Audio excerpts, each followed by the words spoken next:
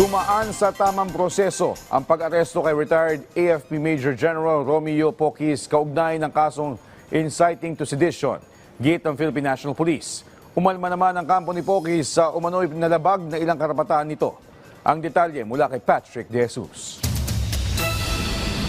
Pagkalapag ng kanyang flight kasama ang pamilya mula Thailand, inaresto nitong Lunes ng umaga sa NAIA Terminal 3 si retired Philippine Air Force Major General Romeo Poquis. Sa bisa ito ng warrant of arrest na isinilbi ng PNP Criminal Investigation and Detection Group NCR at PNP Aviation Security Group dahil sa kasong inciting to sedition, kaugnay ng kanyang mga naging pahayag sa mga nakalipas na protesta kontra katiwalian. You have the right to remain silent. Any statement you make may be used for against you or any court of law in the Philippines. Matapos nabasahan ng kanyang Miranda rights, pinusasan ng mga pulis si Poquis. Sunod naman siyang dinala sa Camp Crame para sumailalim sa booking procedure at kinuhanan ng mugshot.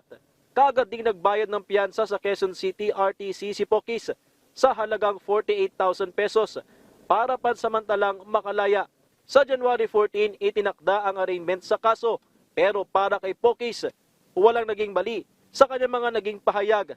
Habang sinabi ng PNP na walang personalan ang pag-aresto sa retiradong general.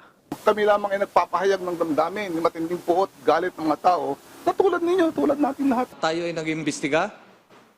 Pieces of evidence were referred and forwarded to the prosecution service. At ito po ay inusig.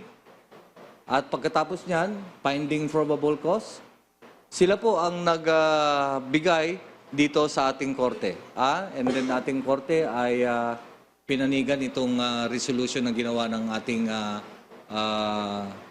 prosecution service, and now lilitisin siya. That's the process. Walang personalan. Umalma naman ang kampo ni Poquis sa umano'y nalabag na ilang karapatan, kaya't plano nilang magsampa ng kasong administratibo at kriminal laban sa mga umarestong pulis. Handa naman itong harapin ng CIDG NCR kung saan iginiit nilang dumaan sa tamang proseso ang pag-aresto. Kanina po sa airport, repeatedly, we demanded that the police respect our rights as lawyers to confer with our client. Pero hindi po kami pinagbigyan, bigla pong itinakbo rito. So, we will make the people responsible to be held to account for the violation of the rights of our client. Unang-una is sila yung wala sa area. Hinahanap po yung abogado kaso they are not around during the time. At kami is andyan na yung aeroplano, dumating na yung si General Poquis, we have to go up para i-serve yung warrant. Sa isang pahayag, sinabi ng Armed Forces of the Philippines na bagamat protektado ng konstitusyon ang freedom of expression, dapat ay saklaw pa rin ito ng legal bounds at anumang pahayag na nag-uudyok ng rebellion o sedition ay may pananagutan sa batas.